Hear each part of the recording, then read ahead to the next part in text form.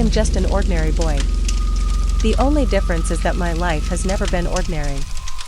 I was born in Karachi, but my father belonged to a village in Punjab. His business was in the city, so we always lived in Karachi. Still, our connection with the village never broke. Our family lands, the old mansion-like house, and the people of the village were all still there. As a child, I often spent my summer vacations in that village. But as I grew up, studies, work, and the busyness of life kept me away. After my father's death, I went back to the village for the first time. That too, only to settle some land matters.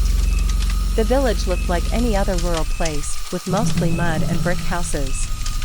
During the day, there was greenery in the fields, the chirping of birds, and the light chatter of farmers. But as soon as the sun leaned towards the west, the atmosphere of the village began to change. Silence grew. People locked themselves inside their homes, and the streets became deserted. Especially one old house standing at the corner of the village. Since childhood, I had heard all sorts of strange stories about it. That house belonged to one of my father's old friends who had gone abroad many years ago. A strange fear was always attached to that house. People said those who lived there often saw unusual things. Some claimed that the spirit of a woman appeared there. Others said that at night the windows of the house opened and closed by themselves. But no one knew the truth. The work that brought me to the village could have been finished in a single day. But as evening fell, a problem arose that forced me to spend the night in that terrifying house. Our cousin's house was in the village, but they had gone to another village to attend a wedding. Other close relatives were also busy with their work. I had no suitable place to stay except that old house. By chance, I had its key with me. That house stood apart from the other homes, like a stranger surrounded by trees in a lonely place.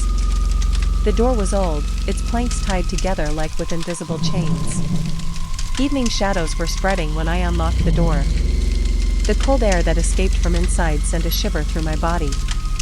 Surprisingly, the house was very clean from inside. It felt as if someone came every day to sweep and dust it, even though nobody had lived there for years.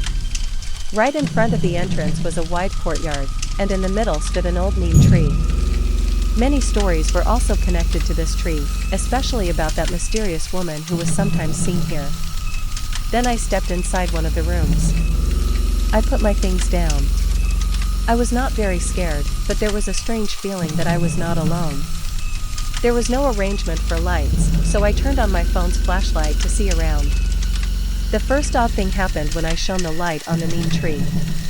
It felt as if a shadow moved quickly and vanished. I told myself it must be my imagination, but something in that house was not ordinary. I shut the door and tried to steady my breathing. The room smelled faintly of old wood. The neem tree in the courtyard swayed slowly as if bowing its head to an unseen presence. I took out my phone again, but there was no signal. The only source of light was the phone's flash, flickering faintly. I quickly opened my bag, took a bottle of water, and drank a few sips. The silence was so deep that even the sound of my breath felt eerie. I tried to keep myself calm, but the feeling that someone was watching me kept growing. It seemed as if someone stood behind the empty walls of the room. The sensation kept increasing. There was another door in the room that led to the back courtyard. It had been firmly closed, but the moment I put my bag down on the floor, it began to open slowly on its own. I stood frozen for a moment. The air was still, so how could the door move? My hands were sweaty. I stepped forward with trembling legs to close it again, but when I touched the handle a cold wave ran through my body. For a second it felt like someone whispered in my ear. I jumped back and looked around in panic, but there was nobody. Sweat gleamed on my forehead. Maybe it was my imagination, maybe my mind was playing tricks, but the truth was my heart no longer agreed to stay here. It was near midnight. I took my sheet and lay down on the charpoy.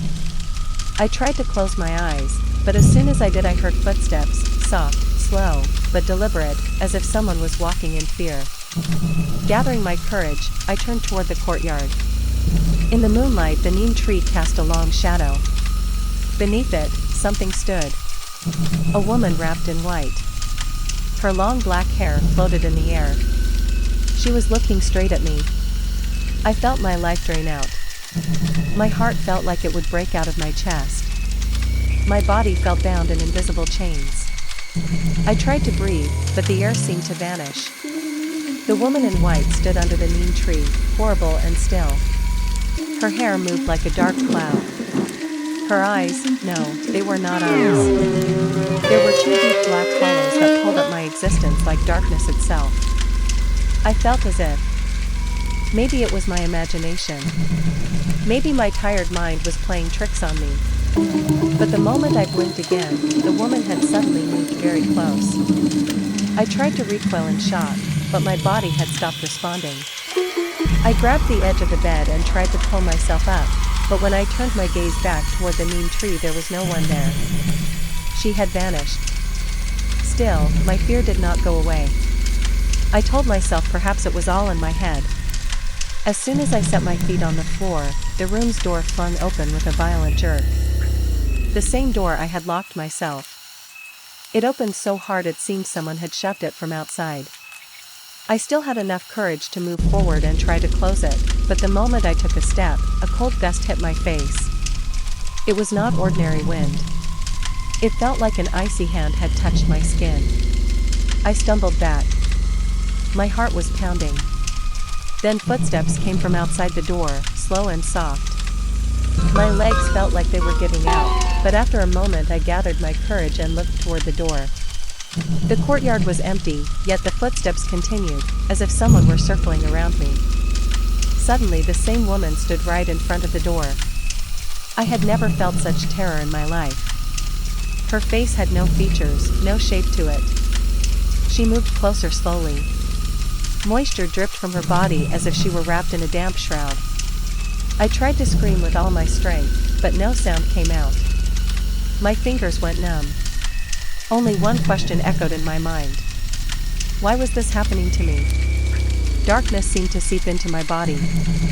Everything around me disappeared until only a deep, horrifying blackness remained.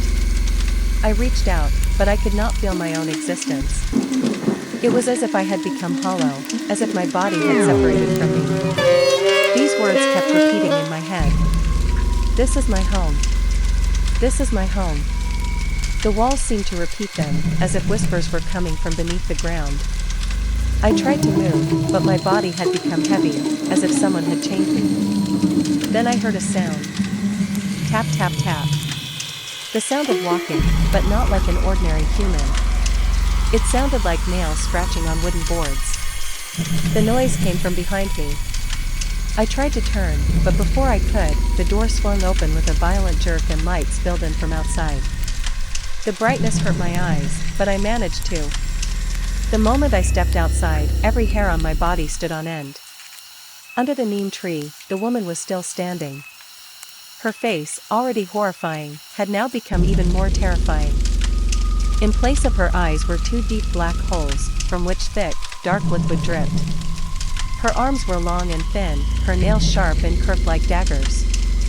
Blood stains had spread across her white dress. She rubbed her long nails together slowly, as if waiting for me to come closer. This house is not yours. Her voice was like a whisper, yet it echoed so strongly that my heart felt like it would burst through my ribs. I tried to step back, but my legs refused to move. Suddenly she began to advance, slowly, yet her feet never touched the ground. She was gliding, like a shadow. As she drew closer, I tried to scream, but the sound seemed trapped inside my throat. The air changed. A strange, rotting smell filled the room, like burnt flesh. My hands went numb. I tried to run toward the door, but the moment I stepped forward the entire room began to shake. Blood-red stains appeared on the walls, and the light turned into a dim crimson glow. You cannot leave now. The door slammed shut on its own. I was trapped. The red glow spread across the room. The witch-like woman came closer, her dreadful laughter ringing in my ears. My body turned numb, my mind stopped working, and my heart beat so violently it felt like it would tear out of my chest. You are not going anywhere. Her whisper was icy cold. Somehow, I had to escape. I forced myself to stay conscious and stepped back. The ground beneath my feet trembled, as if the whole house was shaking from its roots. I shoved the door with all my strength, but it wouldn't move. Then my eyes fell on the window. It was open. Without wasting a second, I ran toward it. Behind me, the woman shrieked. Her scream was no longer human, it was like some wild, monstrous animal. Just as I reached the window, something gripped my legs tightly. It felt like icy fingers wrapping around my body. I struggled, but the grip only tightened. You will not leave here alive. Summoning all my strength, I jerked my leg free. In the last moment, I threw myself out of the window. I hit the ground hard. Behind me, a deafening crash echoed. I turned and saw crimson smoke pouring out from the window. The woman was gone, or whatever she was had vanished. Yet her scream still rang in my ears. I knew I had escaped.